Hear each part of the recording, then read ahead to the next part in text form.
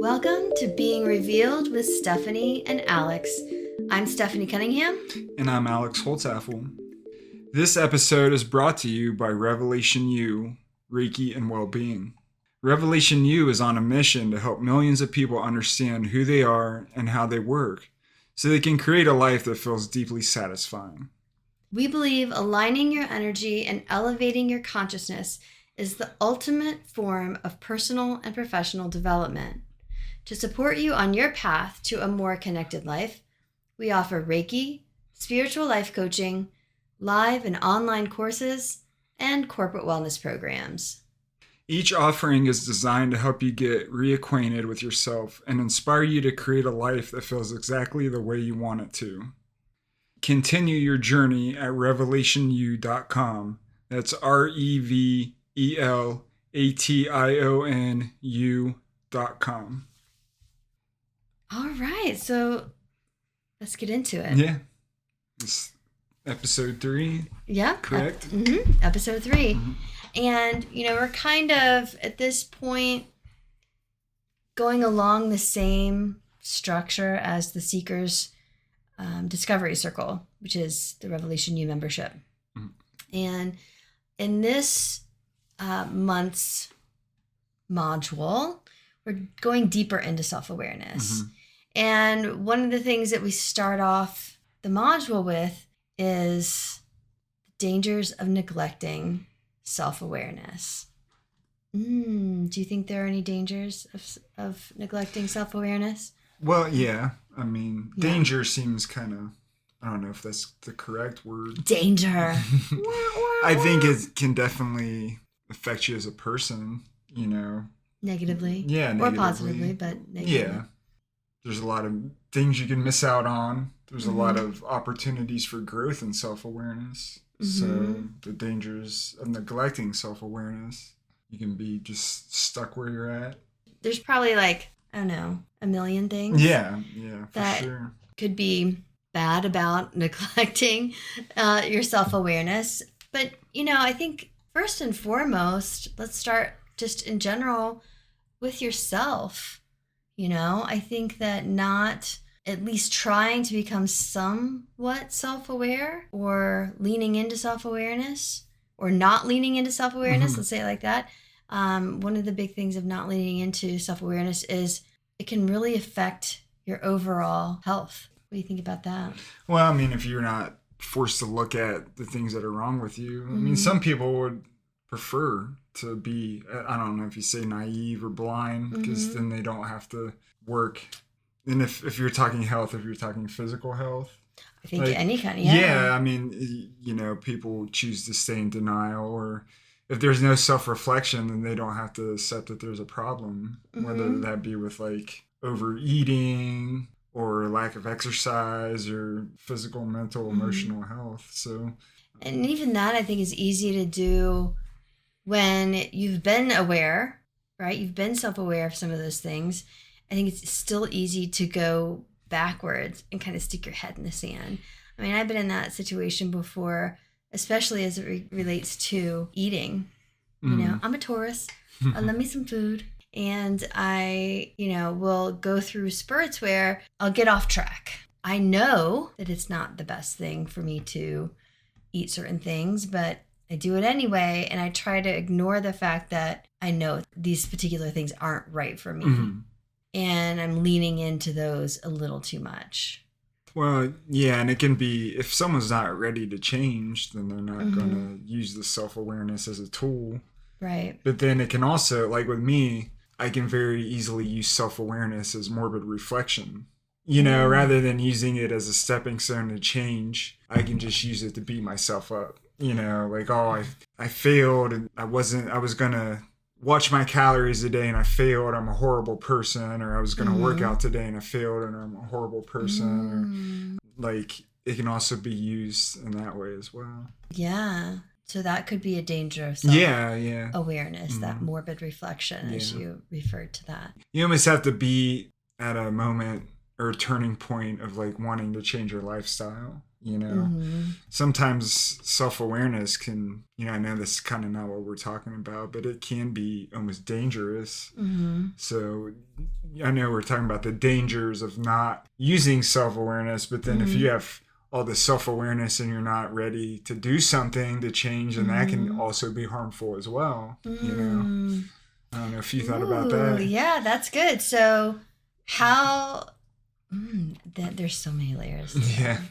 When you're thinking about how that can be dangerous, Mm-hmm. right? From that perspective that you're talking about, what are you thinking? Like What self-awareness levels? in general, or just like, or what do you mean? Yeah. So Yeah. you're saying you're saying that there could be a danger to being to self awareness, Well, right? yeah. Mm-hmm. And on what levels do you see that happening? Well, I just think I think it's if you're not ready to make a change, but you're aware of all these problems, I feel like Mm-hmm. that can turn you into just thinking negative about yourself. Yeah. And it makes me think of like being in the 12-step program, and there was this saying that the 12-step program ruined my drinking. Because say you go in the rooms, you get sober for a short time, Mm-hmm. then you go back out and start drinking again, Mm-hmm. and all you can think about whenever you're drinking is all the stuff you learn in the program. Mm-hmm. So that's kind of what thinking Mm-hmm. about how having all this self-awareness but not being ready to change, Yeah. that's a good comparison to that thing Yeah, they for said about sure. AA. For So, sure. And that feels like there's so many different levels there, mm-hmm. right? So that just disconnect between where you are and where you want to be or might want to be Yeah. at some point. There's that disconnect or that tension within yourself Yeah. that can cause a lot of emotional disturbances or emotional turmoil. Yeah. You're almost, I feel like when you're like that and you're kind of aware of the stuff that you want to change but you don't fully want to, and you got that inner turmoil, I feel like Mm-hmm. that's almost where you're at the breaking point to make Mm-hmm. that change, at least in my experience. That I think we all kind of have like some kind of inner fight at some point in our life. I There's had something you don't like about yourself or something, and you're just kind of struggling to change it. I resonate with that on a couple different levels happening at the same time. Mm-hmm. I was ready to leave corporate America. I was ready to, move forward and do something different, do what I'm doing now, Mm-hmm. essentially. I had that awareness. I knew it felt right. I was afraid. I felt unsupported. I felt just, I wasn't ready to take that leap, and I was transitioning from a different relationship. Knew it wasn't right, but you're not really ready to take that leap either. Yeah, you don't You know know. what I mean? You don't know the action to take either. Yeah. Yeah. I mean, I think that can be in every relationship that anyone's ever had and ended. Mm-hmm. There's that Yeah. point of time where it's like, boy, I know this isn't right, but I'm not really ready to let it go for whatever reason. Mm-hmm. Self-awareness is almost like the first step. You have all this information, but you don't know how do you change what you don't like, or how do you move forward and be who you want to be. So it's almost like self-awareness is the first step, and then there's got to be some kind of action after that, whether it be healing or whether it be like creating something or taking a big step and moving forward. The self-awareness, just looking at yourself negatively, is like you said, professionally, like I'm not happy here and this is what I want to do, and I want to take this step and do this. Or with relationships, like one of my big things when you started the app, what is it, Seekers? Yeah, RevelationU Seekers Discovery Yeah, Circle. when you started that, and that got me thinking about self-awareness and how it fit into my love life. At one point, I just kind of realized that the romantic life I was living was not really all that fulfilling, nor was it going to provide for me as I aged and got older and I needed to find like a real partner, and that's a level of self-awareness, a level of growth, self-awareness, but I never realized that until we started talking about the whole self-awareness thing. So. Yeah. One of the things that I was thinking about during that module, as far as quote unquote dangers or caution of staying unaware. Yeah. Loss of opportunities. Have you ever seen anyone lose out on an opportunity because they lacked self-awareness? I don't know. I'd really have to think about that. What about you? I've definitely seen it. I was in corporate America for 20 years in various roles, some in management, some in associate level.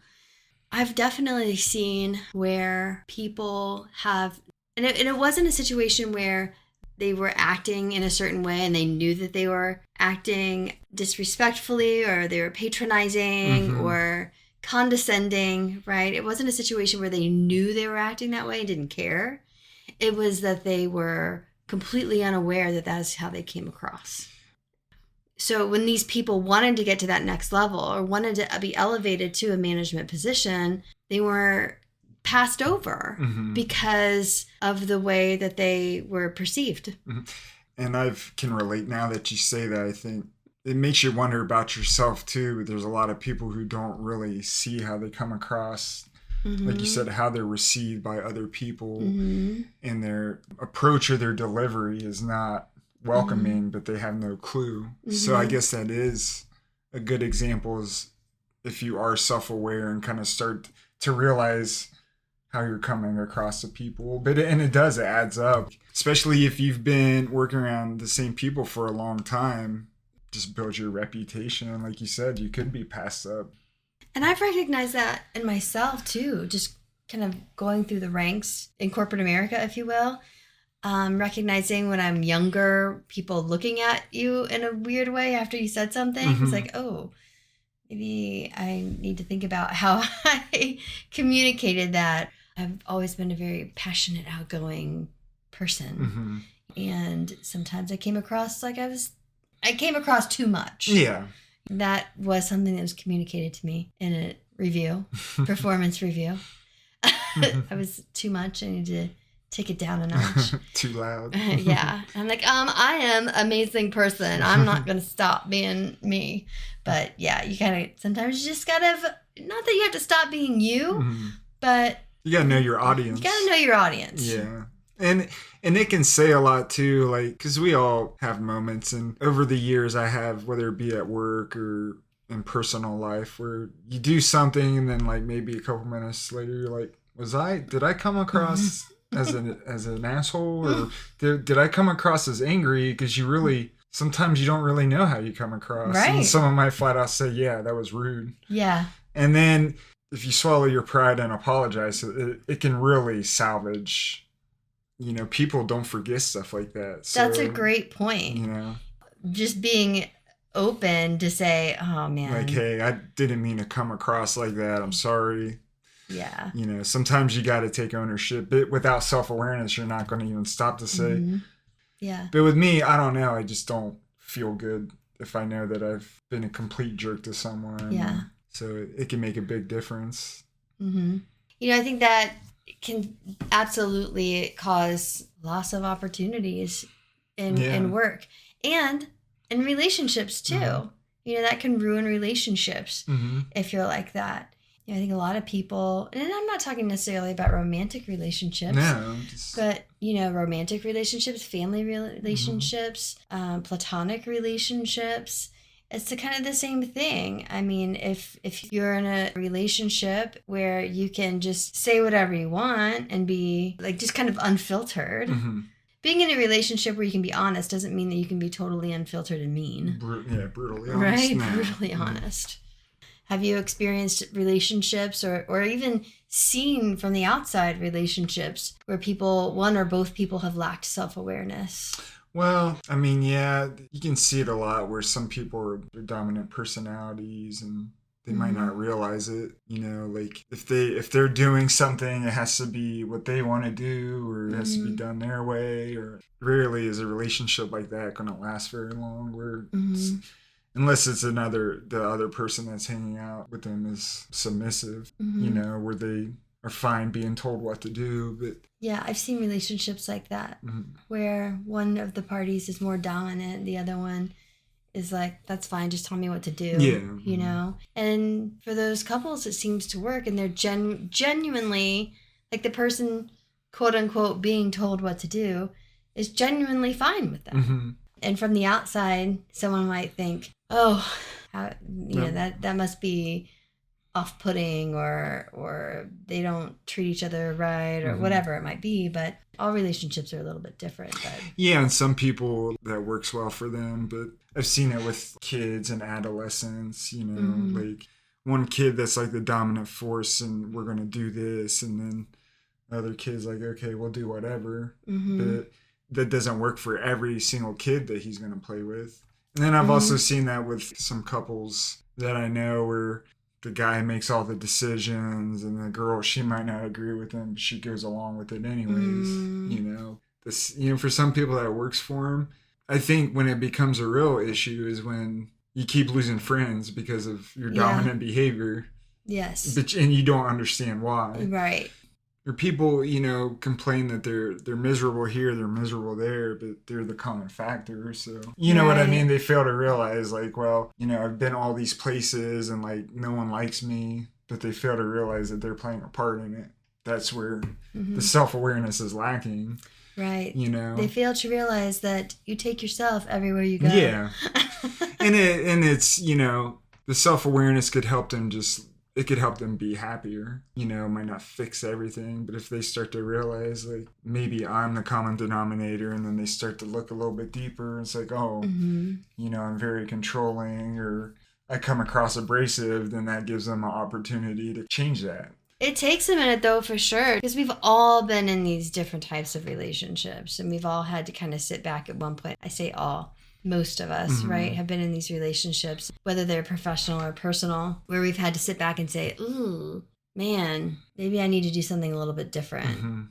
And it can take a minute to decide what that's going to be, especially if it's something that's so deeply ingrained in you. Like when I was told I was too much, I thought that was positive. I thought that was a good thing about me, that I was outgoing and that I was expressive and that I could stand up in front of the crowd and talk to people, and I was a cheerleader, and that's what you're supposed to do, right? Yeah. So I thought that was something that was a positive attribute of mine. In that particular situation, it really took me back, and it felt kind of like a personal attack. Yeah. I know it wasn't meant to be a personal attack. It was meant to be, hey, we're in this environment. This is how we need to be professionally. Kind of like the same thing. If you want to get to that next level, maybe you need to change your tone, change kind of, not necessarily change me, but change the tactic.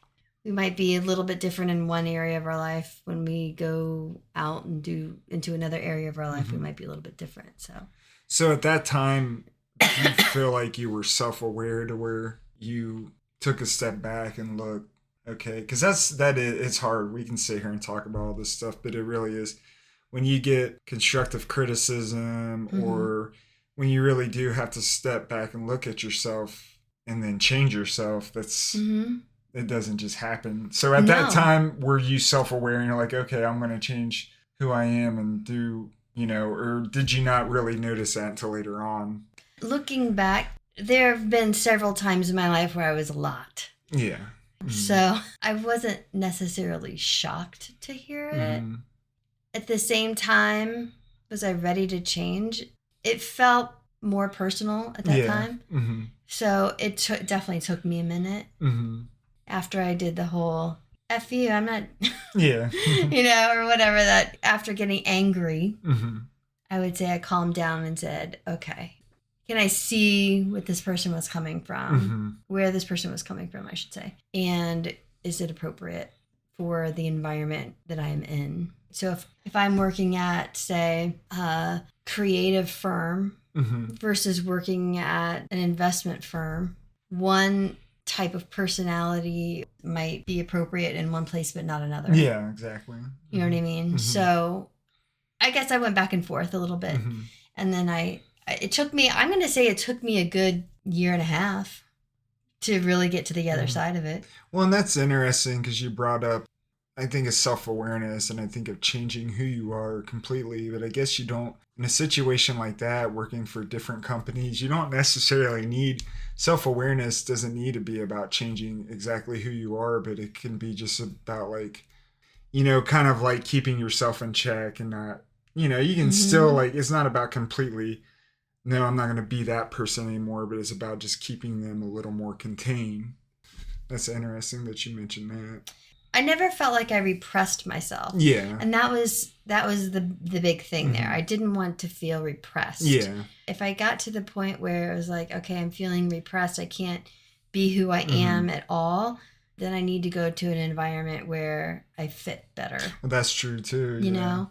So maybe I go to the creative firm versus the investment firm. In this situation, I really said, okay, well, because we all have to figure out professionalism. Yeah. You know, and that takes a minute. We don't just come fresh out of college and we're like, we are professionals, right? We have to figure out how to dress professionally. We have to figure out how to communicate professionally. We have to figure out how to act professionally. And that doesn't mean stripping yourself away. It just means understanding what the environment that you're in calls for. If it doesn't fit who you are, then maybe you find somewhere else. But I think that there's, especially in the business community, there's a certain level of professionalism that we all adhere to. Probably the same is true for healthcare. Yeah, and talking about this, you know, that's something that you don't really, it's not really taught to you. And I think it is kind of lacking. I've seen a lot of different hostile work environments over the years, and not just in my department, but in other departments on the floor, because you get some really strong personalities that think that they can just assert their anger into everything. And that's lack of professionalism. Right. But it's not really taught to us. You know, going back to what you was talking about with self-awareness, and it is kind of like the serenity prayer. It's like, okay, I'm self-aware, so I can either change myself or I can change my situation. You know, so it's not just self-awareness isn't just about changing yourself either. It could be about changing your situation. It's like, okay, this is who I am, and this relationship doesn't fit me. This job doesn't fit me. So, or it's like, this is who I am, but I want this job, so I want to have to change who I am a little bit, or I want to make this relationship work. I'm going to have to change how I do things a little bit. So, and to that point, repression of self is one of the most destructive things we can do to ourselves spiritually. It's a spiritual attack on ourselves. Whenever you're repressing yourself to the point where there's no expression, you're not being yourself. You're not being yourself. You're not in touch with yourself. You are stripping away who you are so that you can fit into another box. Yeah. Right? And that can be damaging. Yeah. And it's never going to work long term. No, it's not. It's kind of like doing a diet, you know? Yeah. Short-term fix, but eventually it's not going to hold. Right. If it's a fad diet and you're like, I'm doing this and you're going to lose 20 pounds, but then you don't, it's hard. You can't keep up with it. It's not something that's sustainable. Yeah. Right. So repressing yourself is kind of the same. It might get you that short-term goal, but it's not going to work out long-term. Because what's the motivation in that? The motivation is to get what you want in the shortest, easiest way possible. It's not to make a lifestyle change. Yeah. Yeah, we've kind of been all over the place. We have. We started off with the dangers of not being self-aware.